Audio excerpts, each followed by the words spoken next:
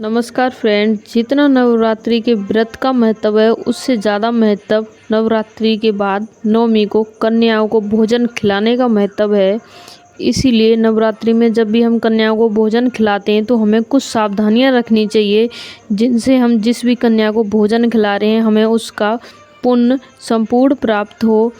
अगर हम कुछ गलतियां करते हैं तो उससे हमें संपूर्ण पुण्य प्राप्त नहीं होता है, इसीलिए आपको कुछ सावधानियां रखनी चाहिए। आज हम इस वीडियो में बात करेंगे कन्याओं को भोजन खिलाते समय कौन सी सावधानियां बरतें, कन्याओं को भोजन कितनी एज की कन्याओं को भोजन खिलाएं, कितनी कन्याओं को भोजन खिलाना ज़रूरी है और भोजन में ऐसा क्या खिलाएं जिससे हमें ज़्यादा पुण्य मिले, और कन्याओं को भोजन खिलाने के बाद उन्हें बाद में क्या दें, उन्हें विदा करते समय क्या करें, सब कुछ बात करेंगे। इस वीडियो में बने रहें हमारे साथ।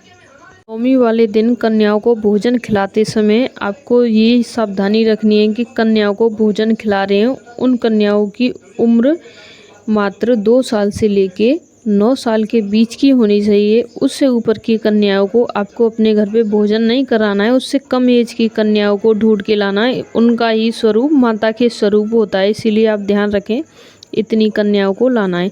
और आप चाहें तो वैसे तो 9 कन्याएं होती हैं, अगर आपका बजट नहीं है तो आप 2 कन्याओं को भोजन करा सकते हो आप अपने घर पे। उसके बाद 11 कन्याएं भी खिला सकते हो, 21 भी खिला सकते हो, 51 भी, जैसे आपकी संबाई है उस हिसाब से खिला सकते हो। उसके बाद आपको ध्यान रखना है कि कन्याओं को जब भी भोजन खिलाएं तो आप उसमें लहसुन प्याज की जो सब्जी होती है वो ना बनाएं। लहसुन प्याज वाली चीज़ें आप ना अपने घर में यूज करें नवमी वाले दिन तो ठीक रहेगा, क्योंकि तामसिक खाने में आता है लहसुन प्याज। इसीलिए आप नवरात्रि में भी तामसिक भोजन नहीं करते हैं और न तो नवमी वाले दिन तामसिक भोजन का उपयोग करते हैं, इसीलिए आप उसे उपयोग ना करें।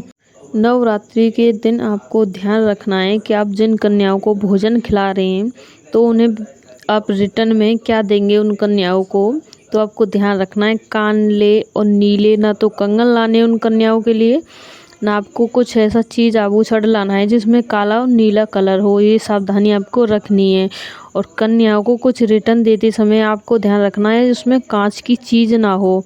कुछ ऐसी चीज़ दें, चाहे उसका रेड कलर हो, येलो हो, पीला हो, यानी ऐसा कलर हो उसे दे दें। और कांच की चीज़ ना हो, अशुभ माना जाता है। इन चीज़ों को माता की कन्याओं की चुंदरी दे सकते हैं। इस तरह से आप कन्याओं को दे सकते हैं, उनके खाने पीने के हिसाब से दे सकते हो आप उन्हें।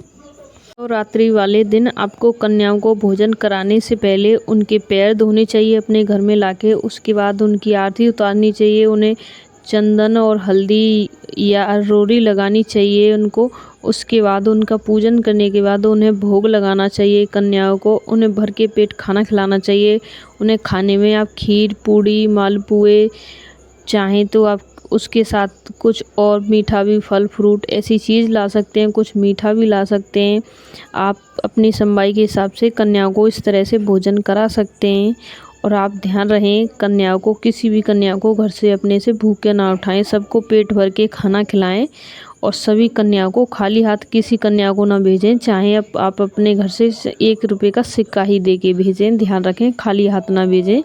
और उस दिन कन्याओं को कुछ अपने घर से अनाज दान करना चाहिए। हर कन्या को थोड़ा थोड़ा अनाज ज़रूर दान करें, इससे माता रानी प्रसन्न होती हैं। आपने जो कुछ भी इस वीडियो में देखा या सुना, ये सारी बातें फॉलो करोगे तो आपको पूर्ण रूप से पूरा माता रानी का आशीर्वाद मिलेगा। अगर वीडियो अच्छी लगी हो तो प्लीज़ चैनल को सब्सक्राइब, वीडियो को लाइक, कमेंट में जय माता दी ज़रूर लिखना। मिलते हैं नेक्स्ट वीडियो में, तब तक के लिए जय माता दी दोस्तों।